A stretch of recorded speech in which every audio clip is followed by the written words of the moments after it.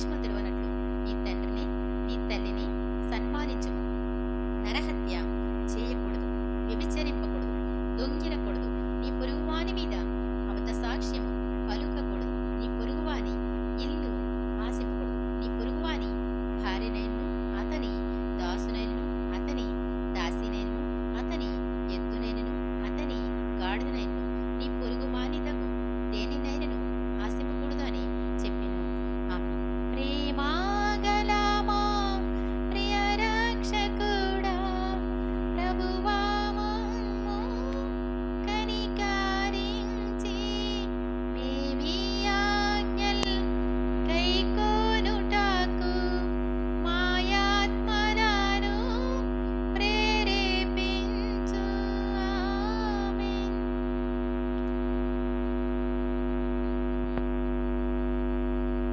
దేవుని నామానికి స్తోత్రం. అందరూ కూర్చోండి. దేవుని నామానికి స్తోత్రం. మీ అందరికీ నా వందనాలు. దేవుడు తన మహాకృపను బట్టి మనందరినీ కూడా ఆరోగ్యంగా సజీవ లెక్కలో ఉంచినందుకు దేవునికి స్తోత్రం చెల్లిద్దాం. హల్లెలూయా. సంతోషంగా ఉన్నారండి? సంతోషంగా ఉంటే మరి ఒకసారి దేవునికి స్తోత్రం చెల్లిద్దాం. ఆనందించుడి, ధ్యానించుకోవాలి. అప్పుడు ప్రజలకు కూడా అందించడానికి దేవుడు వాడుకోవడం జరుగుతుంది. ఇక్కడ చూడండి, 6వ సంవత్సరము 6వ నెల 5వ దినమున నేను నా ఇంట కూర్చుండి ఉండగాను, యూదా పెద్దలందరూ నా ఎదుట కూర్చుండి ఉండగాను, ప్రభువైన యెహోవా హస్తము నా మీదికి వచ్చెను. అంతట నేను చూడగా అగ్నిని పోలిన ఆకారము నాకు కనబడెను. నడుము మొదలుకొని దిగువకు అగ్నిమయమన్నట్టుగా, నడుము మొదలుకొని పైకి తేజోమయమైనట్టుగా, కరుగుచున్న అపరంజి అయినట్టుగా ఆయన నాకు కనబడెను. దేవుడు దర్శనమిస్తా ఉన్నారు. యూదా పెద్దలు, ఇశ్రాయేలు పెద్దలు అందరూ కూడా ఆయన ఎదుర్కొంటూ కూర్చున్నారంటండి. దేవుడు ఏమి సెలవిస్తారో విందామని ప్రవక్త దగ్గరికి వస్తూ ఉండేవారు. వాళ్ళందరూ వచ్చినప్పుడు కూర్చున్నప్పుడు మరి 6వ నెల 6వ సంవత్సరం, ఏమండి అంతేనా? 6వ సంవత్సరం 6వ నెల 5వ తేదీ ఆ రోజున దేవుని హస్తం అతని మీదకి వచ్చి ఆయన మీద మరి దేవుని అభిషేకం దిగింది. అప్పుడు ఆయన దేవుణ్ణి చూస్తూ ఉన్నాడు, దర్శనంలో చూస్తూ ఉన్నాడు. అగ్నిని పోలిన ఆయన్ని చూశారు. తర్వాత 3వ వచనం చూస్తే కనుక, మరియు చెయ్యి వంటిది ఒకటి ఆయన నాకు చూపి నా తల వెంట్రుకలు పట్టుకొనగా ఆత్మ భూమి ఆకాశముల మధ్యకు నన్నెత్తి నేను దేవుని దర్శనములు చూచుచుండగా యెరూషలేమునకు తూర్పు ఉత్తర వైపునున్న ఆవరణ ద్వారము దగ్గర రోషం పుట్టించు విగ్రహస్థానములో నన్ను దించెను. ఏమండి? యెహెజ్కేలు ప్రవక్త అంటే చదువుతారు అందరూ కూడా. బైబిల్ అంతా కూడా అందరికీ కూడా ఏమవుదండి? అర్థం అవుద్దా? అర్థం కాదు. మీరు జాగ్రత్తగా వింటేనే అర్థం అవుద్ది. మనసు అటు ఇటు పెడితే కూడా కొన్ని అర్థం కావన్నమాట. అంటే తెలుసుంటే మాత్రం చిన్నప్పుడు ఎప్పుడన్నా బాగా చదివేసి ఉన్నారనుకోండి, ఎటు మరి మనం ఇలా తిరుగుతూ ఉంటే పని చేసుకున్నప్పుడు మరి ఇలా ఏమండి మనం సెల్ని జేబులో పడేసుకొని తిరుగుతూ ఉన్నా కానీ ఏమవుద్దని చక్కగా అర్థమైపోతూ ఉంటుంది. ముందు మనం వాక్యాన్ని చక్కగా ధ్యానిస్తే కనుక ఆ మాట చెవిలో పడినప్పుడు చిటుక్కుమని అర్థమవుతూ ఉంటుంది. కాబట్టి ఈ యెహెజ్కేలు ప్రవక్త ఆయన కూర్చొని ఉన్నారు. యూదా పెద్దలు అందరూ కూడా కూర్చున్నారు. అధిపతులు అందరూ కూర్చొని ఉన్నారు.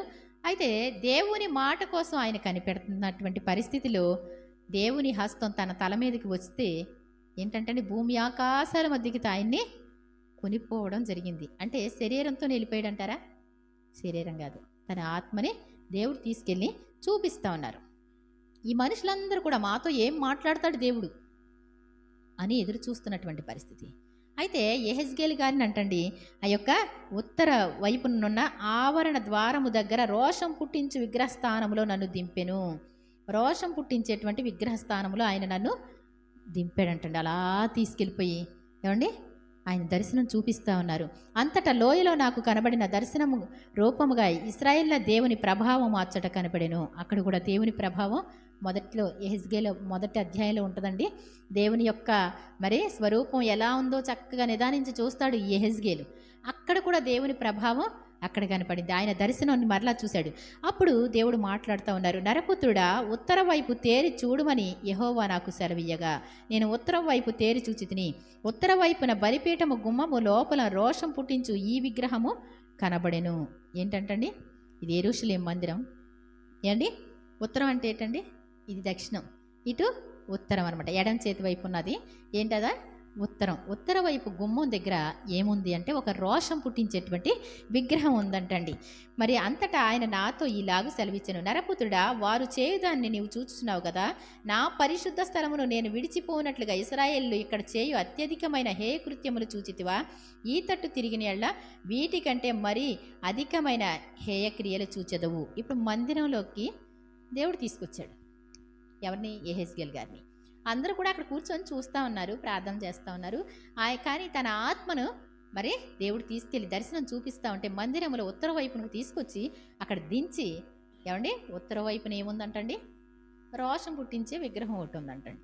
మరి వాళ్ళందరూ కూడా ఏం చేస్తున్నారు? దాన్ని ఆరాధిస్తూ ఉన్నారు. అంటే దేవుడు వెళ్ళిపోవాలని ఆరాధిస్తున్నారంటండి. ఏంటంట? నేను ఈ మందిరాన్ని విడిచిపోనట్లుగా, నేను ఇక్కడ నుండి వెళ్ళిపోనట్లుగా. ఏమండి చూడండి ఆ మాట ఉందా? నేను ఈ స్థలమును, పరిశుద్ధ స్థలమును నేను విడిచిపోనట్లుగా ఇశ్రాయేలు ఇక్కడ ఏంటంటండి చేయు అత్యధికమైన హేయకృత్యములు. దేవుడే ఉండకుండా, ఏమండి మందిరంలో దేవుడు లేకుండా ఎందుకండి మందిరాలు దేవుడు లేకుండా ఎందుకు? అవునా కదా? ఇప్పుడు మందిరం ఉందనుకోండి, దేనికి ఈ మందిరం?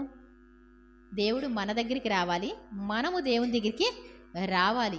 కానీ మనుషులకి ఎవరికి కూడా మనం దేవుని దగ్గరికి వస్తున్నాం అనేటువంటి మైండ్ లేకుండా, ఏమండి మన ఇష్టానుసారంగా మనం చేస్తూ ఉంటే అసలు దేవుడు ఇక్కడ ఉన్నారా లేదా అనేటువంటిది కూడా గ్రహించలేని పరిస్థితి.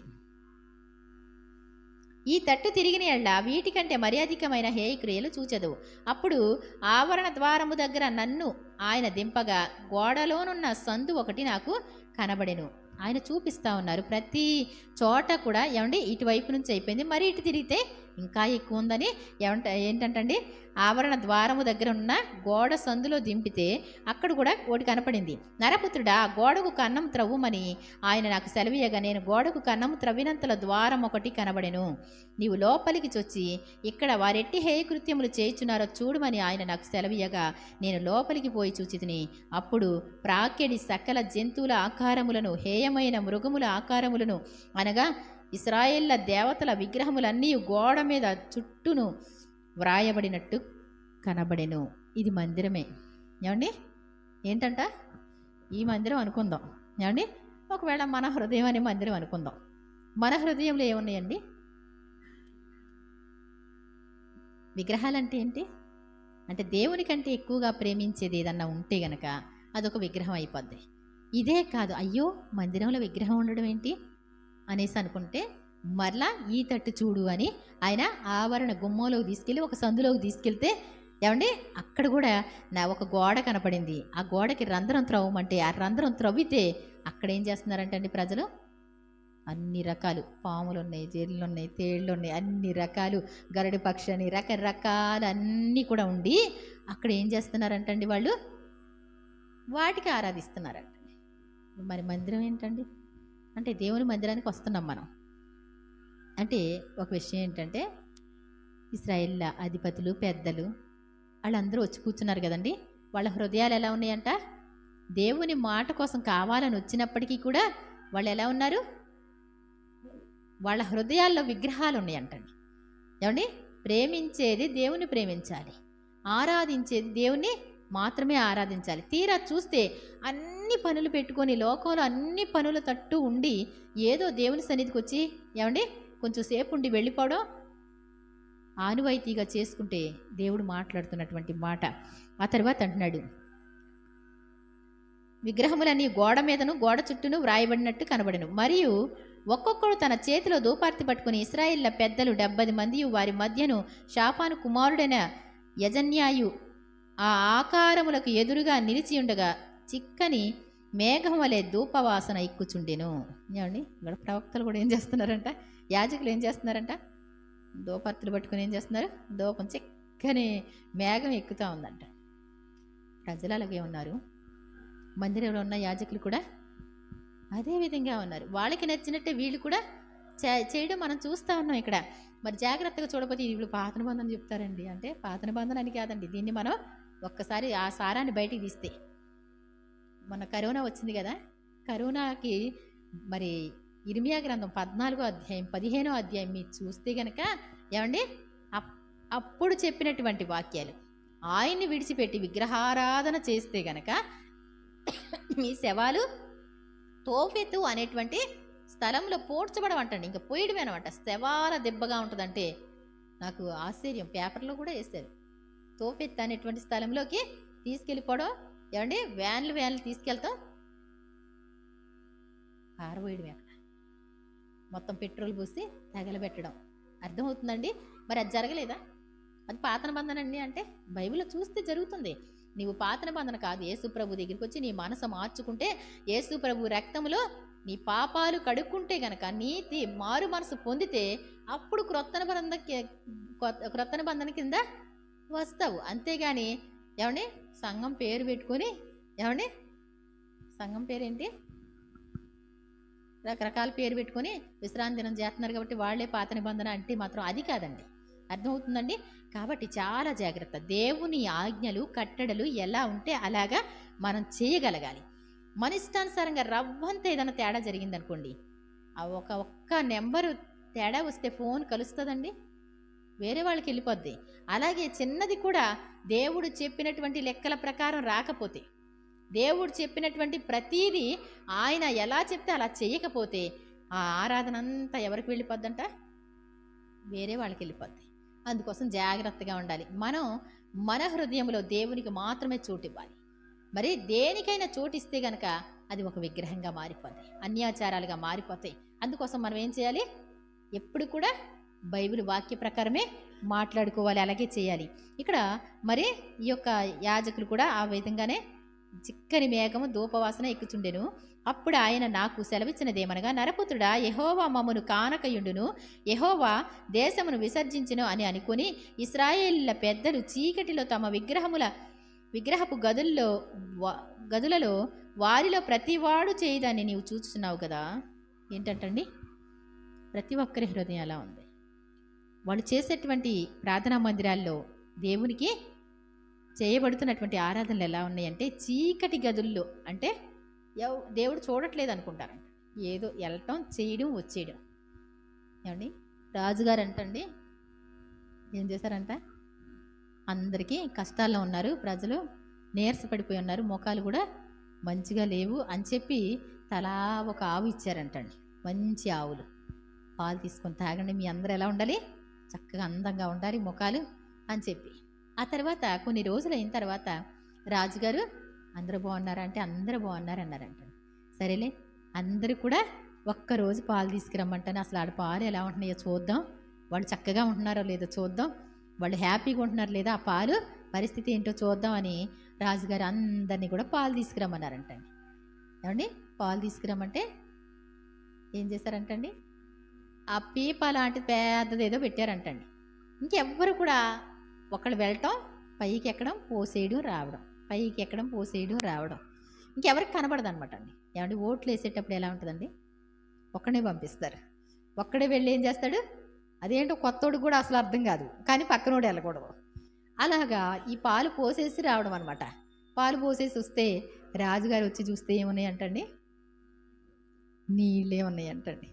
ఏమండి, అంటే రాజుగారు చూడరేమో ఏంటంట, వాళ్ళందరూ పాలు తీసుకొస్తారు కానీ నువ్వు నీళ్లు పట్టవే ఎందుకు ఈరోజు, మరి రోజు తాగుతున్నారు కదా. ఏమండి, రోజు తాగుతున్నారు కదా, ఒక్కరోజు రాజుగారికి పోస్తే ఏమైంది, రాజుగారు చూడరు అనుకున్నారంట. రాజుగారు వాళ్ళ ముఖాలు బాగుండాలి, వాళ్ళ ఆరోగ్యంగా ఉండాలి అని ఆవుల్ని ఇస్తే ఏం చేశారంటండి, రాజుగారు ఈ మన నీళ్ళని బసి కడతాడు ఏంటి అని చెప్పి అందరూ నీళ్ళు తెచ్చారంట. అందుట్లో పాలు చొక్కలేదంటండి. అర్థమవుతుందండి? దేవుడు కూడా మనల్ని పట్టించుకోడు. ఏదో ఒక రకంగా భక్తి అనేటువంటిది చేద్దాం. ఏమండి, అబ్బా పండగ వచ్చిందంటే ఎలా ఉంటుందండి, అసలు మనల్ని దేవుడు చూస్తున్నాడో లేదో తెలియదు. మనం కొత్త బట్టలు కట్టుకొని మన పక్కన వాళ్ళు ఎలా కట్టారో, ఏమండి ఎలా బట్టలు వేసుకున్నారో, ఏం పలహారాలు తెచ్చారో, ఎలాంటి అవి పక్కన వాళ్ళతో పోల్చుకోవడమే. కానీ దేవుడు నన్ను చూస్తున్నాడు అనేటువంటి మైండ్తో చేయగలిగితే దేవుడు వాటిని అంగీకరించగలుగుతారు. కాబట్టి ఇక్కడ వీళ్ళంటే చీకటి గదుల్లో చేస్తున్నారు ఆరాధనలు, దేవుడు వాళ్ళని చూడట్లేదు అని అనుకుంటున్నారంటండి. మరి చూడండి, మరియు ఆయన నీవు ఈ తట్టు తిరుగుము, 13వ వచనం, వీటికి మించిన అతి హేయ కృత్యములు వారు చేయుట చూతు అని నాతో చెప్పి. ఏమంటే దేవుడు మేలు చేయాలంటే ఎక్కడి నుంచి చేస్తాడు? ఒక చోట కాదు, 2 చోట్ల కాదు, 3 చోట్ల కాదు, మరలా ఇటు తిరుగు, ఇటు పక్కకి రా, ఈ ప్రక్క గదికి రా ఒకసారి, ఇక్కడ కూడా ఎలా చేస్తున్నారో చూడు. ఏమండి వీళ్ళందరూ ఎక్కడ చేస్తున్నారు చెప్పండి? మందిరంలోనే. అంటే మందిరంలో కూడా అన్ని గదులు గదులుగా ఉంటాయి అక్కడ కూడా. ఏమండి ఆ గదుల్లో వీళ్ళు చేసేటువంటి విగ్రహారాధన, మళ్ళా ఈ తట్టు తిరిగితే గనక ఇక్కడ వీటికి మించినటువంటి హేయకృత్యములు. మరి దేవుడు ఎలా ఆశీర్వదిస్తారు? దేవుడు ఎలా దీవిస్తారు? మనం చూసుకోవాలి. యెహోవా మందిరపు ఉత్తర ద్వారము దగ్గర నన్ను దింపగా అక్కడ స్త్రీలు కూర్చుండి తమ్మూజు దేవతను గూర్చి ఏడ్చుట చూచి తిని. తమ్మూజు అనేటువంటి దేవత, ఇది బైబిల్లో కూడా వ్రాయబడింది. బయల్ దేవత, తమ్మూజు దేవత, బయల్ పేయోరు. ఏమండి ఇలాగా మరి దేవతల పేర్లు వ్రాయబడి ఇప్పటికి కూడా వాళ్ళు కొలుస్తూనే ఉంటారు ఆ దేవతల్ని. అర్థమవుతుందండి? మరి డిసెంబర్ 25 అనేటువంటిది తమ్మూజు దేవత కుమారుడు పుట్టినరోజు అంటండి. ఏంటంట? తమ్మూజు దేవత కుమారుడు ఉంటాడంటండి ఆవిడికి. వాళ్ళ భక్తిలో ఆ కుమారుడు పుట్టినరోజుని యేసు ప్రభు పుట్టినరోజుగా మీరు కూడా చేయండి అన్నారంటండి. ఏమండి మనోళ్ళు ఏం చేశారంటే దానికి డేట్లు చక్కగా కలిపి ఏమండి ఏం చేశారు? డేట్ కూడా ఫిక్స్ చేస్తారు. 8వ రోజు జనవరి 1 వచ్చేలా పెడతారు. ఏమండి అర్థమవుతుందండి? మరి చాలా జాగ్రత్త. మనం చేస్తున్నాం కదా అని చెప్పి దానికి సపోర్టుగా పలికి దేవుడు చెప్పిన మాటలు చేస్తే చాలు కదండి. ఏమండి దేవుడు ఏం చేశారు? డేట్ల ప్రకారం ఇచ్చారా లేదా? ఏ పండగలైనా ఆ ప్రకారం చేయడమే. ఇప్పుడు విశ్రాంతి దినం అన్నారు. ఏమండి ఇక్కడిక్కడ దెబ్బలాట్లు కాదు సుమా, ఇక్కడిక్కడ దెబ్బలాట్లు అక్కర్లా. ఆయన చూసినప్పుడు కరెక్ట్గా ఉంటే సరిపోద్ది మనకి. ఆయన చూసినప్పుడు కరెక్ట్గా లేకపోతే ఏమవుద్దో అది కూడా వస్తుంది ఇందులోనే. అందుకే చెప్తున్నాను నేను, చాలా జాగ్రత్త. మన జీవితంలో ఇప్పుడు నేను ఉన్నాను అనుకోండి, నాకున్న కష్టం, నాకున్న శ్రమ ఈ మందిరం లోపలికి దేవుడు లెక్కల్లోకి రాదు. ఇప్పుడు నా పర్సనల్గా దేవుణ్ణి అడుక్కుంటా నేను, అంతేనా కదండి? నన్ను ఆశీర్వదించడమైనా, నన్ను దీవించడమైనా. కానీ నేను దేవుని సన్నిధి ఎలా ఉండాలో అలా ఉండాలి, లేకపోతే కుదురుద్దండి. స్కూల్కి వెళ్ళిన వాళ్ళు ఏమండి, పిల్లలు స్కూల్కి వెళ్తారు, ఇంటికాడ ఏ తాతయ్యకి బాగోదో, అమ్మకు బాగోదో, అమ్మమ్మకు బాగోదో, ఏమండి ఆ పనంతా చేసుకొని ఏమండి నాకు 12 గంటలకు రావడం కుదురుద్దండి అందనుకోండి పిల్ల, ఏమండి కుదురుద్దండి? అర్థమవుతుందండి? మందిరం అంటే మందిర కట్టడలు కరెక్ట్గా మనం ఏం చేయాలి? పాటించాలి. చాలా జాగ్రత్త. మనం తప్పకుండా ఇక్కడ చూడండి, తమ్మూజు దేవత కుమారుని గురించి ఏడుస్తాం. అక్కడ స్త్రీలు కూర్చోండి ఏడుస్తున్నారంట. ఇది మందిరమే కదా, ఏమండి దేవుని మందిరమే కదా. అయినప్పటికీ కూడా ఇక్కడ మందిరంలో జరుగుతున్నటువంటిది విగ్రహారాధన జరుగుతాం చూస్తున్నారా, లేకపోతే భక్తి ఏమైనా జరుగుతుందా? ఇప్పటి వరకు ఈ 8వ అధ్యాయం మరలా మీరు ధ్యానించుకోండి. ఎవరైనా విన్నవాళ్ళైనా ఒక్కసారి మరలా బాగా చదువుకుంటే మీకు అర్థమవుతుంది. అప్పుడు ఆయన, నరపుతుడా, ఇది చూచితివి గాని నీవు తిరిగి చూచిన ఎడ్ల వీటిని మించిన హేయకృత్యముల చూతువని నాతో చెప్పి యెహోవా మందిరపు లోపలి ఆవరణంలోకి నన్ను దింపగా అక్కడ యెహోవా ఆలయము ద్వారము దగ్గర ముఖ మంటపమునకు బలిపీఠమునకును మధ్యను ఇంచుమించు 25 మనుషులు కనబడిరి. వీరి వీపులు యెహోవా ఆలయము తట్టును, వారి ముఖములు తూర్పు తట్టును తిరిగి ఉండెను. వారి తూర్పుననున్న సూర్యునికి నమస్కారము చేయుచుండిరి. ఏమండి దేవుని మందిరానికి వచ్చి దేవుని వాక్యం నేర్చుకోవాలా, లేకపోతే లోక పద్ధతులు నేర్చుకోవాలా? మనుషులు ఇక్కడికి వచ్చి మందిరంలోకే వచ్చింది, కానీ వాళ్ళ వీపులు అంటండి ఈ బలిపీఠం తట్టు తిప్పి అటు మాకు సూర్యారాధన అని చెప్పి సూర్యునికి నమస్కారం చేస్తున్నారంట. ఎటు చూసినప్పటికి కూడా ప్రతి గదిలో కూడా దేవుడు మందిరాన్ని కోరుకుంటాడు. ఆయన చాలా ఇష్టం. ఇది నేను ఈ స్థలమందు చేయబడి ప్రార్థన మీద నా కనుదృష్టి నిలుచును, నా చెవులు దాన్ని ఆలకించును అంటారు. ఇది నాకు విశ్రమ స్థానము, ఇది నేను నిత్యము ఉండునట్లుగా నేను కోరుకొని ఉన్నాను అని మురిసిపోతాడు దేవుడు. ఏమండి అలాంటి దేవునికి చోటు అనేటువంటిది ఉందా? అలాంటి దేవునికి మన హృదయంలో చోటుందా? మీనా హృదయంలో ఈ రోజున ఆయన విశ్రమించడానికి అవకాశం ఉందా? ఆయన కొంచెం సేపు ఉండడానికి ఆయనకి ఇష్టమైనట్టు ఉంటేనే ఆయన ఉండగలరు. నక్కలకు బొరియలు, ఆకాశల పక్షులకు నివాసాలు ఉన్నాయి, కానీ మనిషి కుమారుడు తలవాల్చుకోవడానికి చోటు లేదంటాడు ఆయన. అంటే అర్థం ఏంటి? ఆయన వాక్యానికి చోటు లేని చోట ఆయన ఉండలేరు. ఇమీడియట్గా ఆయన ఏం చేస్తారు? వెళ్ళిపోతారు. ఇక్కడ ఈ మందిరం చూస్తే గనక మరి నా ఆజ్ఞలు కట్టడలు అనుసరిస్తే ఎప్పుడు ఈ మందిరాన్ని ఉంచుతాను అంటాడు ఆయన. తీరా చూస్తే ఈ మందిరం ఎలా జరుగుతుంది? ఇప్పుడు ఎక్కడ చూసినప్పటికీ కూడా ఏం జరుగుతుంది? విగ్రహారాధన, సొంత ఇష్టాలు, స్వలాభాలు. అసలు మందిరంలో కానీ పట్టణాల్లో కానీ అధిపతులు గర్జన చేసి సింహముల వంటి వారంటండి, వేటను చీల్చి తోడేళ్లలా ఉంటారంటండి, లంచాలు కోరుకుంటారంటండి, బహుమతులు ఆశిస్తారంటండి, అక్కడ వచ్చినటువంటి స్త్రీలను చెరిపేస్తారంటండి. అసలు ఈ మందిరంలో జరిగినట్టు నీకు ఎక్కడన్నా జరుగుద్దా అసలు అంటాడు. ఏమండి, ఆ మందిరం మరి మీ మధ్య కదా నా నామం దూషింపబడుతుందంటే మందిరాలకు వచ్చినటువంటి వారు ఎక్కడ చూసినా నేను చూస్తూనే ఉంటానండి. చాలా వరకు కూడా క్రైస్తవులం అండి అన్నారనుకోండి, మేము ప్రార్థనకి వెళ్తామండి అన్నారనుకోండి, వాళ్ళలో ఎక్కువ మోసం చూస్తాను. మామూలు వాళ్ళకి ఇంత మోసం నేను చూడను. ఒక విషయం అంటే దేవుని సేవకురాలుగా నేను అంటున్నాను అంటే దేవుడు కూడా అదే అంటున్నాడు. దేవుడు కూడా నా నామం పెట్టబడిన మీరు ఎలా ఉంటున్నారు? ఏమండి, అందరికంటే దారుణమైన పరిస్థితిలో నా మందిరం అని చెప్పి ఇక్కడికి వచ్చి విగ్రహారాధన చేసుకోవడం ఏంటి? దేవుణ్ణి నమ్ముకొని లోకాచారాలేంటి? ఏమండి, దేవుణ్ణి నమ్ముకొని తమ ఇష్టానుసారమైన జీవితాలు జీవించడం ఏంటి? మరి మన పరిస్థితులు ఎలా ఉంటాయి ముందుకు చూద్దామండి. ఆ తర్వాత చూడండి, 25 మనుషులు 25 మంది సూర్యారాధన చేస్తున్నారు. అప్పుడు ఆయన నాతో ఇట్లా, నేను నరపుతుడా, నీవు చూచితివే, యూదావారు ఇక్కడ ఇట్టి హేయకృత్యములు జరిగించుడు చాలదా? వారు దేశమును బలత్కారంతో నింపుచు నాకు కోపం పుట్టించుచు తీగె ముక్కునకు పెట్టుచు మరీ ఎక్కువగా నాకు కోపం పుట్టించుదురు. ఏమండి, పాస్టమ్ గారికి ఉంటాయా ముక్కు పుడకలో? ఏమండి, పాస్టమ్ గారికి ఉంటాయి. మనం చెప్పామనుకోండి కోపం వస్తుంది. అది వీళ్ళైనా బైబిల్ చదివేది? ఏమండి, ఇవన్నీ హేయకృత్యాలు ఒక ఎత్తు అంటే ఆత్మీయంగా తీసుకోవాలి. మరి ఆత్మీయంగానే శారీరకంగా తీసుకుందాం, ఆత్మీయంగా కూడా తీసుకుందాం. కాబట్టి చాలా జాగ్రత్త. ముక్కునకు కమ్మి పెట్టి, ఏమండి, ముక్కి కమ్మి పెట్టిన వాళ్ళు ఆ స్టైలే వేరు. ఏమండి, వాళ్ళ యొక్క మొత్తం అలంకరణ వేరు. ఈ కమ్మి ఎప్పుడైతే పెడతారో వాళ్ళ సిగ్నల్ వేరండి. వాళ్ళు మరి వేరే రూట్లోకి వస్తారు వాళ్ళు. అర్థమవుతుందా? ఇక్కడ అంటాడు ఆయన, తీగె ముక్కునకు పెట్టి మరీ ఎక్కువ కోపం నాకు పుట్టిస్తున్నారు. అప్పుడు ఏం చేస్తాడంట కోపం వస్తే? చూడండి, కాబట్టి కటాక్షము లేకయు కనికరము చూపైకి నేను నా క్రోధమును అగుపరిచి వారు నా చెవుల్లో ఎంత బిగ్గరగా మొర్రపెట్టినను నేను ఆలకింపకుందును. ఏమండి, నా చిన్నప్పుడు అందరికీ, చిన్నమ్మలకి, అమ్మలకి అందరికీ ముక్కులు పుట్టించిన వాళ్ళే ఉన్నారండి. ప్రతి ఒక్కళ్ళకి ముక్కు రంధ్రాలు ఉండేవి. సరువు కూడా వచ్చినప్పుడు కూడా మరి ముక్కుకి ఉండేది. మరి అది వాక్యం చూపించినప్పుడు వెంటనే తీసేయడం జరిగింది. కాబట్టి మనం ఏం చేయాలి? వాక్యానికి మనం లోబడాలి.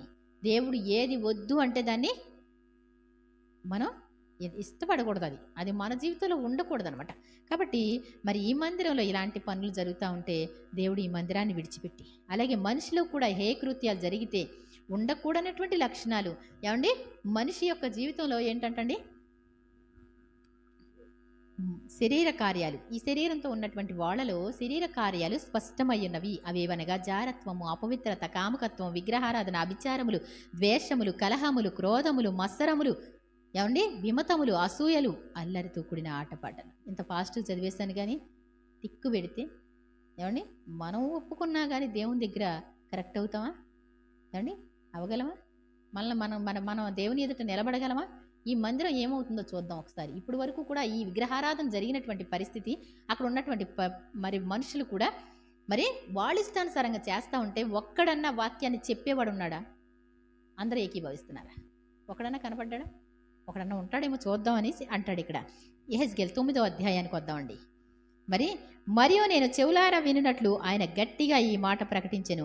ఒక్కొక్కడు తాను హతము చేయు ఆయుధమును చేత పట్టుకొని పట్టినప్పుడు కావలి వారందరూ ఇక్కడికి రండి అనెను. దేవుడు చెప్తున్నటువంటి మాట గట్టిగా చెప్తున్నారు. ఒక్కొక్కడు మీరు హతం చేసే ఆయుధాలు, ఏమండి, హతం చేసే ఆయుధం ఏంటి? కత్తి అనుకుందాం, ఏమండి, ఖడ్గం అనుకుందాం. మరి మీరు ఆయుధాలు పట్టుకొని రండి అని గట్టిగా చెప్పారంటండి. వారందరూ కూడా కావలి వారు వస్తున్నారు. అంతలో ఒక్కొక్కడు తాను హతము చేయు ఆయుధమును చేత పట్టుకొని ఉత్తర దిక్కుననున్న పై గవిని మార్గముగా 6 మనుషులు వచ్చుచుండిరి. వారి మధ్య ఒకడు అవిసనార బట్ట ధరించుకొని నడుమునకు లేఖికుని శిరాబుడ్డి కట్టుకొని ఉండెను. వారు ఆలయమున ప్రవేశించి ఇత్తడి బలిపీఠమునొద్ద నిలిచిరి. ఇశ్రాయేళ్ల దేవుని మహిమ తానున్న కెరూబు పైనుండి దిగి మందిరపు గడప దగ్గరకు వచ్చి నిలిచి అవిసనార బట్ట ధరించుకొని లేఖకుని సిరాబుడ్డి నడుమునకు కట్టుకున్న వాని పిలువగా అక్కడి నుంచి 6 వచ్చారంటండి. ఏమండి 6లో ఒక అతనికి ఏముందంటండి, అవిసనార బట్టలో ధరించుకున్నారు. ఒక స్పెషల్గా ఉన్నాడు ఆయన. ఒక లేఖకుని సిరాబుడ్డి ఏదైనా రాయడానికి అతను వ్రాస్తూ ఉంటాడు కాబట్టి అది ధరించుకొని అతను ఉన్నాడంటండి. అప్పుడు ఆయన్ని పిలుస్తున్నాడు. ఆయన పిలువగా యెహోవా యెరూషలేమును ఆ పట్టణములో చుట్టూ తిరిగి దానిలో జరిగిన హేయకృత్యములను గూర్చి మూలుగులిడుచు ప్రలాపించున్న వారి లాలాటముల గురుతు వేయమని వారికి ఆజ్ఞాపించి నేను వినుచుండగా వారికి ఇలాగ సెలవిచ్చెను, మీరు ఈ పట్టణములో వాని వెంట పోయి నా పరిశుద్ధ స్థలము దగ్గర మొదలుపెట్టి కటాక్షమైనను కనికరమైన లేకుండా అందరినీ హతము చేయుడి. ఇక్కడ చూడండి, ఈ లేఖికుని సిరాబుడ్డి కట్టుకున్నటువంటి వ్యక్తి మొదటిగా ఏం చేయాలి? ఏమండి, ఎవరైనా సరే చుట్టూ తిరిగి చూడు. ఇప్పుడు ఏ స్థలాల్లో నీకు చూపించానో, ఎక్కడ మనుషులైతే ఉన్నారో వాళ్ళు ఏం చేస్తున్నారో చూడు. అయితే ఈ విగ్రహారాధన చేస్తూ ఉన్నటువంటి పరిస్థితిలో ఇది చేయకూడదు కదా.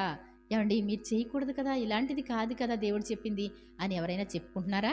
ఒకవేళ ఇదేంటి ప్రభా, మందిరములో విగ్రహారాధన జరగడం ఏంటి, మందిరములో హేయమైనటువంటి విగ్రహాలు నిలబెట్టడం ఏంటి, ఇదేంటి దారుణమైన పరిస్థితి ఏంటి, వాక్యం ఒక రకంగా ఉంది, చేస్తున్నది ఒక రకంగా ఉంది, ఇదేంటి ప్రభా అని ఎవరైనా మూలుగులు ఇడుచున్నారా? ఏమండి, దుఃఖపడుతున్నారేమో చూడు ఒకసారి. అంటే ఇలా చుట్టూ తిరిగి చూస్తూ ఉన్నాడు. వీళ్ళందరినీ ఏంటంటండి, ఈ లేఖకుని సిరాబుడ్డి కట్టుకున్నటువంటి వ్యక్తిని అనుసరిస్తున్నారు వారు. అతను చూసుకుంటా టెస్ట్ చేసుకుంటూ వెళ్తా ఉన్నాడు. అప్పుడు ఏం చేస్తున్నారు చూద్దామండి.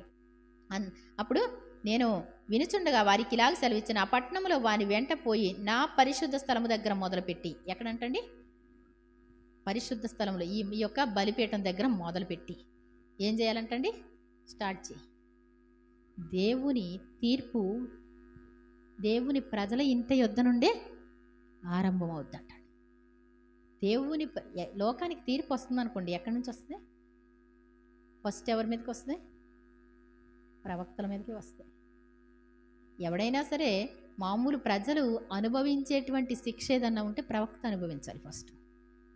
ఏమండి, ఆ ప్రవక్తలు ఒకవేళ దేవుని కృపను బట్టి మంచిగా ఉంటే వాళ్ళు రక్షింపబడతారు.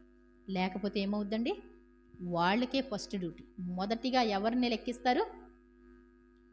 బోధకులమైన మనము మరికఠినమైన తీర్పు పొందుదమని మీలో అనేకులు బోధకులుగా ఉండొద్దు. స్టార్టింగ్ ఎవరి మీదకి వస్తుంది?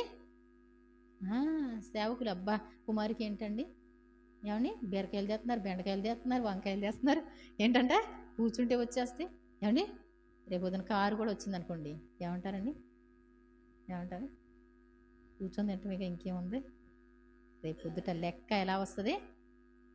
నార్మల్గా ఉండదు. చాలా అంటే సూపరే. దేవుని సేవ అంటే నాకు చాలా ఇష్టం అండి. దీన్ని నేను ఎంత కష్టపడినా నేను అడిగేదాన్ని చిన్నప్పుడు, మీరు త్రోసేసినా పర్లేదు కానీ మీ సేవకురాలుగానే ఉండాలనేదండి. దేవుని స్తోత్రం చెప్దాం. ఆయన పని కంటే కూడా ఏది కూడా నచ్చదు. ఒకవేళ వద్దన్నాడు అనుకోండి, మానేయడు, ఆయన చెప్పింది చేయడం అంతే. అంతకంటే ఆయన చెప్పింది చేసేదేదో ఆయన కోసమే చేస్తున్నా, నా కోసం నేను చేయట్లేదు, కానీ ఇది వద్దమ్మా నేనే చేసుకుంటాను అన్నారనుకోండి, ఏమండి ఆ పని వదిలేసే నేను ఎవరినన్ను పెట్టుకుంటాను ఆ పనికి, నువ్వు ఈ పని చేయి అన్నప్పుడు నేనేం చేయాలి? అంతేనా?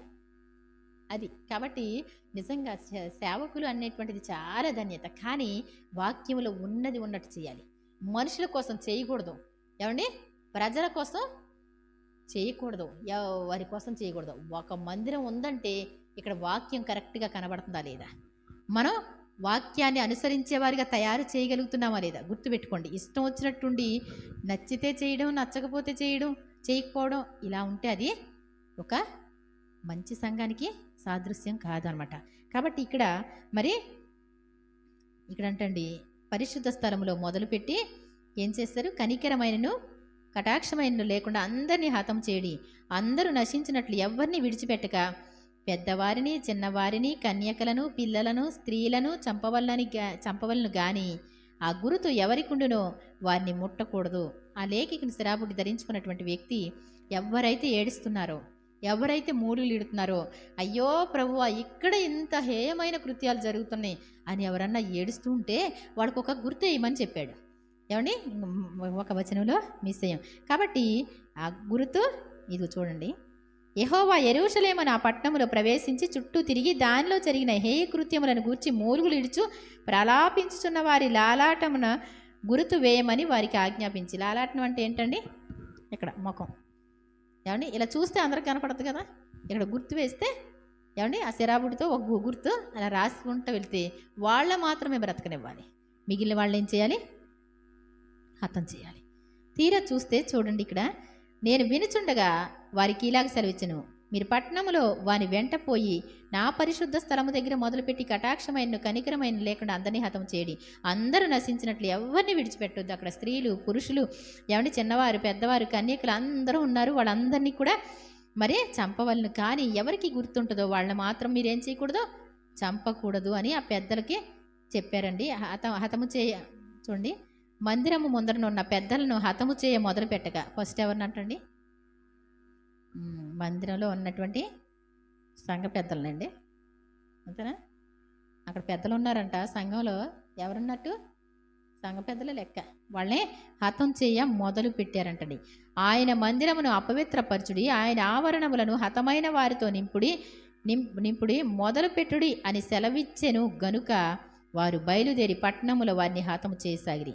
నేను తప్ప మరి ఎవరునూ శేషింపకుండా వారు హతము చేయుట నేను చూచి సాష్టాంగపడి వేడుకొని, అయ్యో ప్రభువా యెహోవా, యెరూషలేము మీద నీ క్రోధమును కుమ్మరించి ఇశ్రాయేలులో శేషించిన వారిని అందరినీ నశింపచేయుదువా అని మొరపెట్టగా. ఏంటంటండి? అర్థమైందా నేను చదివింది? వాళ్ళు హతం చేయడం మొదలు పెడితే నేను తప్ప ఇంకెవరు లేరు. ఎవరు చెప్తున్నారు? ఆ లేఖికిని శరాబుడ్డి వేసుకున్నటువంటి వ్యక్తి గుర్తు వేయడానికి తిరిగితే ఏమండి బాటిల్ చేత్తో పట్టుకున్నాడు, కానీ ఒక్కళ్ళకు కూడా ఒక్క గుర్తు వేయడానికి కూడా ఒక్కడ కనపడలేదంట. మందిరాల పరిస్థితి ఈ విధంగా ఉంది. అర్థమవుతుందండి? నోవహు కాలంలో ఎలా ఉంటుందో మనిషి కుమారుని కాలంలో అలా ఉంటుందంట. నోవహు తన కుటుంబం మాత్రమే, నోవహు ఈ తరాన్ని బట్టి చూస్తే నీ ఒక్కడివే నీతిమంతుడు కనపడ్డావు కాబట్టి నా కృప పొందుకున్నావు. ఎవడైతే నీతిమంతుడుగా ఉంటాడో, ఎవడైతే దేవుని వాక్యాన్ని అనుసరిస్తారో వాళ్ళు మాత్రమే తప్పింపబడతారంట. ఈ మందిరంలో ఒక్కడున్నాడా అంటే వీళ్ళందరూ ఇక్కడ ఎదురుకుంటూ కూర్చొని ఉన్నారు. ఇప్పుడు వాళ్ళకి ఏం చెప్తాడండి మొత్తం? ఏమండి, అయ్యా మీరంట సరిగా లేరంట అంటే ఒక్కడు బీగుతారా బేగరా? మీకు ఆశీర్వాదం వస్తుందండి, మీకు దీవెన వస్తుందండి అంటే ఏమండి కుమారక్క మైకి తీసుకుంది, మన పని మనం చేసుకుందాంలే అన్న మాటలో వినబడుతున్నాయి వెనకాల. నువ్వు కొంచెమే చెప్పు. ఏమండి మైక్ తీసుకుంటే మరి కొంచెమే చెప్పంటే నేనేం చేయండి? అవునా? కొంచెమే చెప్పండి అంటారు అందరూ. మీరు నుంచొని చెప్పండి అంట ఈసారి నేను. ఏమండి మీరు చెప్తే ప్రజలకు అనుకూలంగా చెప్తారేమో, ఏమండి వాళ్ళు మెచ్చుకునేలా చెప్తారేమో. దేవుడు చెప్పమన్నంత చెప్పాలా వద్దా? ఏమండి సౌండ్ సిస్టమ్ పెట్టి ఇవన్నీ మరి 1000 రూపాయలు పెట్టి అన్నీ పెట్టి ఏమండి వాళ్ళకి మంచి భోజనాలు ఉండి పెట్టి అన్నీ చేసిన తర్వాత మైక్ మన చేతికి ఇస్తే ఏమండి బాగుంటుందా? దేవుడు చెప్పినట్టు చెప్పకుండా ఉంటే చెప్పాలా వద్దా? కాబట్టి చాలా జాగ్రత్త. ఇక్కడ మరి నేను తప్ప మిగిలిన వారందరూ హతము చేయబడుచుండగా అయ్యో ప్రభు యెహోవా, కనికరం లేకుండా కటాక్షం లేకుండా ఏమండి విగ్రహారాధనే కాదండి, ఇక్కడ ముక్కు కమ్మిలు పెట్టుకున్న వాళ్ళు కూడా ఉన్నారంట. వాళ్ళు కూడా కనికరం లేదు, వాళ్ళకు కూడా కటాక్షం లేదు. వాళ్ళు కూడా ఏమైపోతున్నారు? హతం అయిపోతూ ఉన్నారు. ఈ ఒక్కడు కూడా లేడా? వాళ్ళు హతం చేసుకుంటూ వెళ్ళిపోతున్నారు అంతే. ఏమండి గుర్తు ఆయన గుర్తేయడానికి చూస్తే ఒక్కడైనా ఏడుస్తున్నాడా? ఒక్కడే ఏడవట్లా, ఒక్కడే ఏడుస్తున్నాడు. ఒక్కడ ఎప్పుడైనా గుర్తించారా? మనం ఎవరి కోసమైనా ప్రార్థన చేశారా? మీ పిల్లల కోసం ఎప్పుడైనా ప్రార్థన చేశారా? అయ్యో ప్రభువా ఏమండి నా పిల్లలు సరిగా లేరని ఎప్పుడైనా ఏడ్చారా? ఏమండి మా రక్త సంబంధులు బాగాలేదు ప్రభువా, వాళ్ళు చనిపోతే నీ రాజ్యం వెళ్ళకుండా పోతారు ప్రభు అని ఎప్పుడైనా ఏడ్చి ప్రార్థన చేశారా? ఏడ్చి కూడా ఒకడు అన్నం ఉంటే అక్కడ గుర్తేస్తారంట. అక్కడ ఒక్కడు కూడా లేడంట. మరి యెహెజ్కేల్ గారు ఒక్కడే ఉన్నాడంట. ఆ ఒక్కళ్ళలో మనం లేకపోతే ఏమవుతామండి? మనకు కూడా హతం చేసేవాళ్ళే ఇంకా హతం చేస్తారంతే. అర్థమవుతుందా? కనికరం ఉండదంట, కృప ఉండదంట. ఈ మందిరాన్ని అపవిత్రపరచండి. ఇంకెందుకు? వాళ్ళు ముందు అపవిత్రపరిచారు కదా, విగ్రహారాధనతో అపవిత్రపరిచారు కదా.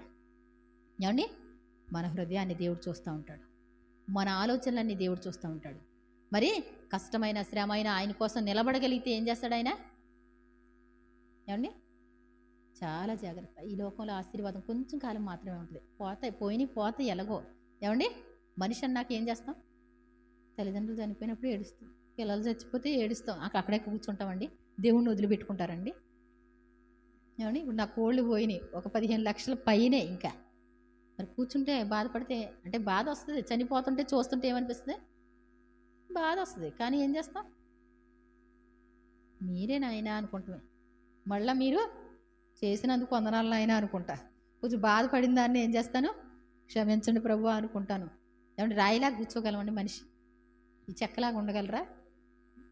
ఏమండి, ప్రేమతో పెంచుకున్నాయని చనిపోతున్నాయి అనుకోండి, చెక్కలాగా సైలెంట్గా చూస్తూ ఉండగలమా? మనిషి అన్నాక స్పందిస్తారు ఎవరైనా కదా, కష్టమైన శ్రమైనా స్పందిస్తారు. కానీ మనం ఏం చేయాలి? వాక్యాన్ని నిలబెట్టుకోవాలి మన హృదయంలో.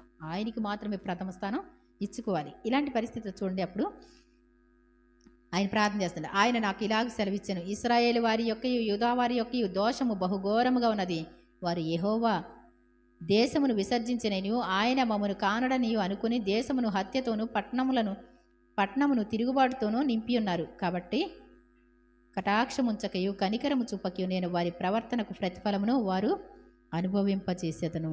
అప్పుడు అవిసనార బట్ట ధరించుకున్న లేఖకుని శిరాబుడ్డి నడుమునకు కట్టుకున్నవాడు వచ్చి, నీవు నాకు ఆజ్ఞాపించినట్లు నేను చేసి తినని మనవి చేశాను. మీరేం చెప్పారో అదే చేశాను. ఇక్కడ ఎంతమందికి వేశాడు ఆయన ముద్ర? ఆ గుర్తు ఎంతమందికి వేశాడండి? ఎంతమందికి? ఒకే ఒక్కడు, యెహెజ్కేలు మాత్రమే. యెహెజ్కేలు అంటే నార్మల్ వ్యక్తి కాదండి. అందరికీ సాదృశ్యంగా ఇశ్రాయేల్ ప్రజలు 3 సంవత్సరాలు వాళ్ళు దిగంబర్లుగా ఉంటారంటే, నువ్వు దిగంబరిగా తిరిగి అన్నాడు. బట్టలు లేకుండా తిరుగు అంటే, బట్టలు లేకుండా, చెప్పులు లేకుండా 3 సంవత్సరాలు తిరిగాడంటండి. ఏమంటే బట్టలు లేకుండా తిరగలరా? చెప్పులు లేకుండా తిరగలరా? వాళ్ళ దోషాలు ప్రవక్తలు భరించాలంటే ఒక సైడే పడుకో. ఏమండి, ఆ ప్రజలు తూనికి చొప్పున తింటారు. తర్వాత కరువు కాలం వస్తుంది. ఆ తూనికిలాగా నువ్వు కూడా తిను. సరే ప్రభు, ఏదంటే అది చేసుకొచ్చాడు. ఏమండి, ఆ మనుషులు తర్వాత తమ మలంతో పిడకలు చేసుకొని వండుకు తింటారు. తర్వాత నువ్వు కూడా అలాగే ప్రభు ప్లీజ్ ఇది ఒకటి కొంచెం ఆప్షన్ ఇవ్వండి. మనం మనిషి మలంతో నేను చేయలేను, కానీ ఏంటి ఏమండి, అది ఎంత దారుణమైన పరిస్థితి అండి. గోమాలంతో చేసుకుంటాను ప్రభు. ఆ పిడకలు అనేటువంటి ఏంటి? శాపం. ఇప్పుడు పిడకలు వేసుకొని చక్కగా ఎంత మంచిగా పిడకలు అంటారు. ఏమండి, అదొక శాపం. అర్థమవుతుందా? ఆ రోజున ఆ శాపాన్ని మరి ఆయన గోమాలంతో నేను చేసుకుంటాను ప్రభు అన్నాడు. బైబిల్లో కూడా గోమాలం అంట మనిషి మలంతో చేసుకున్నారంట. వీళ్ళు బైబిల్ చదివితే అర్థమవుద్ది. వాళ్ళు చేసినటువంటి హే కృత్యాలకు ఏంటది ప్రతిఫలం? వారు అనుభవించినట్లు నేను చేస్తానంటే, ఏమండి, పాపం ప్రవక్తలు కూడా ఎంత కష్టపడ్డారు. వాళ్ళు బాధపడ్డారండి. వాళ్ళకి సుఖం లేదండి. ఎంత ముద్ద తినేవారో లేదో. ఏమండి, వాళ్ళని గోతుల్లో దించేవారు. బట్టలు లేకుండా గోతుల్లో బురద గొయ్యిలో పడే బురద నూతులు లాంటి దాంట్లో పడేసేవారు. అక్కడ ఆహారాలు అందు. బురదలో ఉన్న వాళ్ళకి ఏమందుతాయండి? మరి దేవుడు ఎందుకు అనుమతించేవాడు?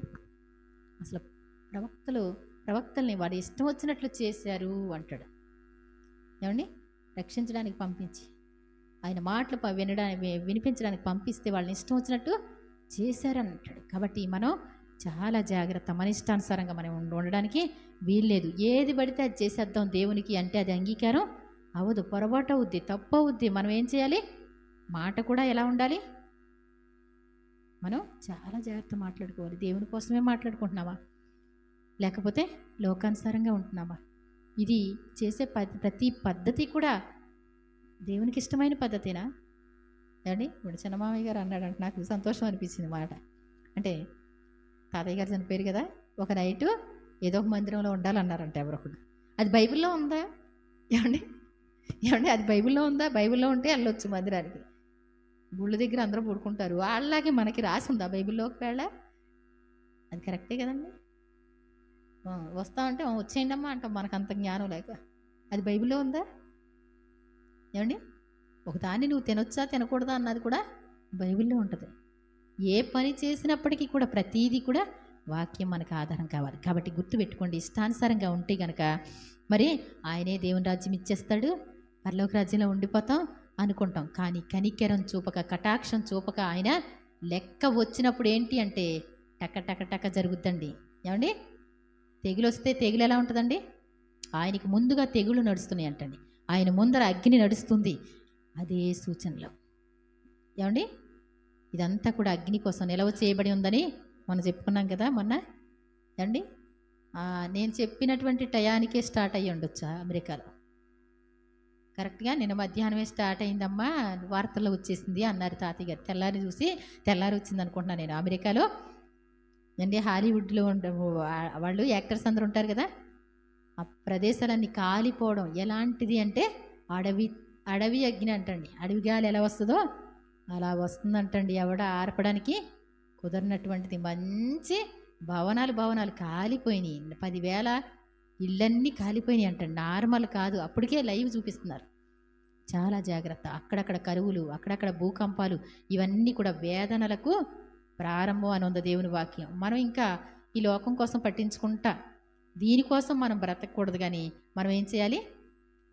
అసలు కరెక్ట్గా ఉంటున్నామా లేదా, ఏం చేస్తున్నా నేను, ఎలా చేయాలి, ప్రతీదీ మనసు వాక్యం మీదే పెట్టాలి. ఒకవేళ వీలైతే వాక్యాన్ని వినటమో, వాక్యాన్ని చదవడమో, వాక్యాన్ని ఏం చేయాలి, మనం ధ్యానించడం మొదలు పెట్టకపోతే మనం కూడా తీర్పు మన మీదకి వస్తే తప్పించే వాళ్ళు ఎవరు కూడా ఉండరు.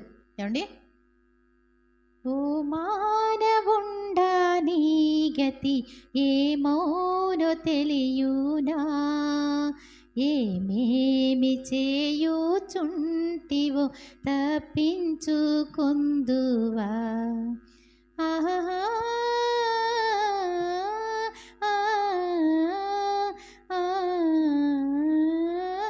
అంత్య తీర్పు నందున యేసు నిరక్షకుడే మహాభయంకరం బగు సింహంబుగానుండు. ఏంటంటండి, ఇప్పటి వరకు రక్షకుడిగా ఎవరేం చేసినా ఆయన ప్రజల్ని ఇష్టం వచ్చినట్టు చేస్తూ ఉంటే, ఇష్టం వచ్చినట్టు కొట్టట్లేదండి, ఇష్టం వచ్చినట్టు అనట్లేదా ఆయన ప్రజల్ని?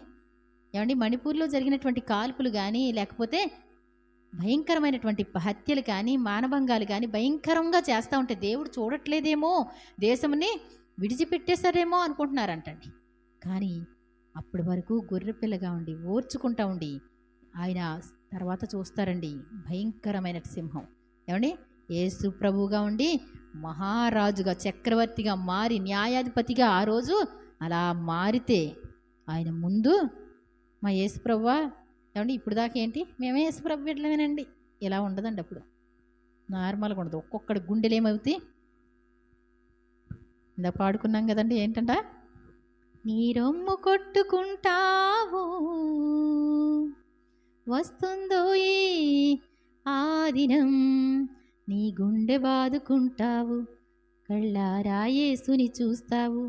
ఇంత ఏమండి ఇలా ఉంటుంది అనుకోలేదు. ఆ తర్వాత రొమ్ము కొట్టుకోవడం, గుండె బాదుకోవడం. ఏమండి, అయ్యో ఇంత దారుణమైన పరిస్థితి. ఏమండి, ప్రతి ఒక్కడు మన బజారికి రానివ్వద్దు వాళ్ళు వస్తుంటే అని పురిగొలిపిన ప్రతి ఒక్కరు కూడా, ఏమండి మా వాళ్ళు ఒప్పుకోవట్లేదులే, అందుకోసం కుదిరినప్పుడు వద్దాంలే అనుకున్నవాళ్ళు, ఏమండి ఇప్పుడే మారు మనసు ఎందుకులే అనుకున్నవాళ్ళు ఈరోజే రావచ్చు, మనకు తెలియదు. ఏమండి, వస్తుందని తెలుస్తుందండి. మనం ఊహించిన టయాలకు మా కోళ్ళు ఏమండి ఇంకొక 20 రోజులు ఉంటే చాలా వరకు వెళ్ళిపోతాయి కదా, ముందే వచ్చేసింది టైము. ఎప్పుడు వస్తుందో తెలియదు. మనం ఏం చేయాలి, ఇలా వస్తే అలా వెళ్ళిపోయేలా మనం సిద్ధపడి ఉండాలి. ఈ పనులు చేసుకోవచ్చు కాదంట్లా. ఏమండి, ఆయన రాకడ వచ్చినప్పుడు ఏమవుద్దంట, మంచం మీద ఇద్దరు ఉంటే ఒకళ్ళు ఎత్తబడతారంటండి. తిరగలి విసురుతా ఉన్నవాళ్ళు ఇద్దరిలో ఒకళ్ళు వెళ్ళిపోతూ ఉంటారంటండి. ఏమండి, ఇంకా జతలుగా ఉన్న ప్రతి ఒక్కరు కూడా కారు డ్రైవ్ చేస్తూ ఉంటే డ్రైవర్ ఎగిరిపోతాడు, అందరం మిగిలిపోతారు. అర్థమవుతుందండి, ఎప్పుడు జరుగుద్దో మనకి తెలియదు. కాబట్టి సిద్ధంగా ఉండటానికి మరి సిద్ధపడదాం, రెడీగా ఉందాం. మందిరంలో హే కృత్యాలను బట్టి మరి ప్రభువా, మరి మా పిల్లలనైనా మా బంధువులనైనా వాళ్ళు తండ్రి మా సంఘస్థులనైనా తమ ఇష్టానుసారంగా ఉంటున్నారు ప్రభువా. ఏమండి, అంతేనా? మన సంఘంలో ఒక చిన్న కుర్రోడు ఉన్నాడు, ఏమండి ఇన్స్టాగ్రామ్లో పెట్టాడు, ఏమండి చక్కగా మరి సినిమా పాటలకి యాక్టింగ్లు, ఏమండి సినిమా పాటలకి ఏంటి డబ్బు ఎక్కువ సంపాదిస్తున్నారు. మంచి ఏమంటే బేవర్స్గా తీసేసి వాటికి కూడా డబ్బు వస్తే మనోళ్ళు కూడా ఏమైపోతారు, అలా ఉండడానికి ఇష్టపడతారు, వాళ్ళని ఎంకరేజ్ చేయడానికి ఇష్టపడతారు, వాటినే చూస్తూ ఉంటారు. చాలా జాగ్రత్త. ఎంతో ఘోరమైనటువంటి భయంకరమైన తీర్పు ఉంది. ఆ తీర్పులో నిలబడతామో లేదో చూసుకోకపోతే ఎవడి నోవహు ఒక్కడే తప్పింపబడ్డాడు. ఏమండి మరి ఈ రోజున మరి అలాగే 20 లక్షల మంది బయలుదేరితే ఇద్దరు యెహోషువ కాలేబులు మాత్రమే వెళ్ళారు. మరి ఈ యొక్క మందిరంలో యెహెజ్కేలు మాత్రమే ఉంటాడు. అర్థమవుతుందండి? మనం అందరం వెళ్ళిపోతాం అంటే కట్టుకొని వెళ్ళిపోతాం అన్నట్టు అనుకుంటాం కాదు. చాలా జాగ్రత్త. మనం సరి చేసుకోవాల్సిన కాడ సరి చేసుకుందాం, ఉండవలసిన రీతిలో ఉందాం. మరి ప్రార్థన చేసుకుందాం. ప్రభువా మమ్మల్ని క్షమించండి, నీ రాజ్యంలో నీతో ఉండడానికి నేను ఇష్టపడుతున్నాను ప్రభువా, మరి మీరు లేకుండా నేను ఉండలేని ప్రభువా అని ప్రార్థన చేసుకుందాం. ఎప్పుడు కూడా ప్రార్థనలో విజ్ఞాపనలు ఉండాలి, వాక్యాన్ని వింటానే ఉండాలి. మరి వృద్ధులైనటువంటి వాళ్ళు ఏం చేయాలండి? ఎప్పుడు వాక్యమే, ఇంకా పనులు వేస్ట్. నన్ను అడిగితే వాళ్ళకేంటి, వాళ్ళు ఎక్కడికి వెళ్ళారు, వీళ్ళు ఎక్కడికి వెళ్ళారు, ఇదేంటి అదేంటి, ఆ బట్టలు ఎండిపోతున్నాయా, ఈ బట్టలు తీసుకురావాలా, ఇవన్నీ వేస్ట్ వాళ్ళకి. ఇంకా అయిపోయింది, ఒక ముద్ద తిని దేవుని స్తుతించుకోవాలి. ఏమండి ఏం చేయాలి వాళ్ళు? అంతేనా కాదా? అంతేగాని ఆ అమ్మ ఏంటి ఈ అమ్మ ఏంటి ఇవన్నీ స్టోరీలు ఇంకా వేస్ట్ నన్ను అడిగితే. కాబట్టి మరి ఎవరమైనా సరే అండి చాలా వరకు మాటలన్నీ తగ్గించుకొని ఎక్కువ వాక్యాన్ని ధ్యానించుకుందాం. మనం ప్రార్థన చేద్దాం. అక్కడ జరుగుతున్న హేయ కృత్యాలను బట్టి అంగలార్చేవారిగా మనం ఉండాలి. ఎవరన్నా తప్పు చేస్తూ ఉంటే అయ్యో వాళ్ళు మందిరానికి వస్తున్నారు, తప్పు చేస్తున్నారు ప్రభువా అని ప్రార్థన చేసేవారిగా ఉండాలి. అలాంటి వారిగా లేకపోతే నువ్వు నేను కూడా తప్పింపబడలేం. దేవుడు తప్పించేలా ఉండడానికి ఈ రోజు నుంచి ప్రార్థనా పరులుగా మారుదాం. విగ్రహ సంబంధమైన అపవిత్రతలు మన ఆలోచన ప్రకారం, లోక మర్యాదల ప్రకారం చేయకుండా తప్పించుకునే వారి లెక్కలో ఉందాం. దేవుడు తన పరిశుద్ధ వాక్యాన్ని దీవించును గాక. ఆమేన్. మరి యెహెజ్కేలు 8వ అధ్యాయం 9వ అధ్యాయం మరలా ధ్యానించుకొని చూసుకోండి మీరు. మరి నేను చెప్పిన దాంట్లో ఏమైనా పొరపాట్లు ఉంటాయండి? నేను చదివి వినిపించాను. ఒకసారి మీరు అంతకంటే ఇంకా దేవుడు బోధిస్తాడు. మీరు మరలా చదువుకోండి, మీ మనసులను సిద్ధం చేస్తాడు. చిన్న ప్రార్థన చేసుకుందాం. పరిశుద్ధుడైన పరమ తండ్రి, మీ ఘనమైన నామానికి వందనాలు ప్రభువా. మీరు మహా గొప్ప దేవుడు నాయన. మీ ఎదుట నిలబడటానికి ఎవ్వరు సరిపోరు ప్రభువా. రాజులకు రాజు, ప్రభువులకు ప్రభు నాయన, మీకు స్తోత్రాలు. అద్వితీయుడా మీకు స్తోత్రాలు. సర్వలోకము నీకు తల వంచాలి తండ్రి, మీకు స్తోత్రాలు. ప్రతి వారి మోకాలు నీ ఎదుట వంగాలి నాయన. ప్రతి నాలుక యెహోవాయే దేవుడని, యేసు ప్రభువే రక్షకుడని ఒప్పుకోవాలి నాయన. నిజంగా అలాంటి దేవుని కలిగి ఉన్నాం. మేము ఎలా బ్రతుకుతున్నామో నాయన, దేని నిమిత్తం విచారిస్తున్నామో, దేనికోసం తడువులాడుతున్నామో, దేవుడు చూస్తున్నాడో లేదో తెలియకుండా మా ఇష్టానుసారమైన బ్రతుకుల్లో మేమున్నామేమో. ఈ యొక్క భూమి అంతా గతించిపోతున్నటువంటి పరిస్థితికి వచ్చింది. మహావేంద్రంతో నాయన లయమైపోయి ఆకాశాలు కూడా రవ్వులుకుంటాయని నీ వాక్యం సెలవిస్తుంది. అవన్నీ రగులుకొని నాయన మరి మహావేంద్రంతో లయమైపోయే ఆ రాకడ దినం కోసం మేము ఎలా కనిపెట్టాలో మాకు తెలియచేయండి. ఆయన జాగ్రత్త కలిగి జీవించడం, ఆయన చెప్పిన మాటల్లో ఏది కలపవద్దు, తీసివేయవద్దు అని నీ వాక్యం సెలవిస్తుంది. పరిశుద్ధులుగా, నీతిమంతులుగా, నిందారహితులుగా మమ్మల్ని మేము కాపాడుకోగలిగిన జ్ఞానం మాకు దయచేయమని, పిరికి వారిగా, అవిశ్వాసులుగా, అసహ్యులుగా, నరహంతకులుగా, విగ్రహారాధికులుగా, మరి నాయన అబద్ధికులుగా మేము ఉండకూడదు నాయన. నీ రాజ్యానికి మేము సిద్ధపడాలని నాయన ఈ రోజు నుంచి మా ప్రవర్తన మీద మనసు పెట్టగలిగిన జ్ఞానం మాకు దయచేస్తారని, విన్నవాక్యం నాలో మాలో ఫలింపచేసి ప్రభువా మేము తప్పింపబడే కృప దయచేస్తారని, మీ ఆత్మనిచ్చి నడిపిస్తారని, మిమ్మల్ని కష్టపెట్టిన దుఃఖపెట్టిన ఆ క్షణాలను క్షమించమని ప్రార్థిస్తూ మరి ఒకసారి ఈ అవకాశం ఇచ్చినందుకు వందనాలు, స్తోత్రాలు చెల్లిస్తూ తప్పకుండా మేము నాయన మరి ఆ రాకడ దినానికి మేము నిలబడగలిగిన జ్ఞానం మాకు దయచేస్తారని యేసు ప్రభువారి దివ్యనామమున అడిగి వేడుకుంటున్నాను తండ్రి. ఆమేన్. అందరికీ వందనాలండి. ఓకే.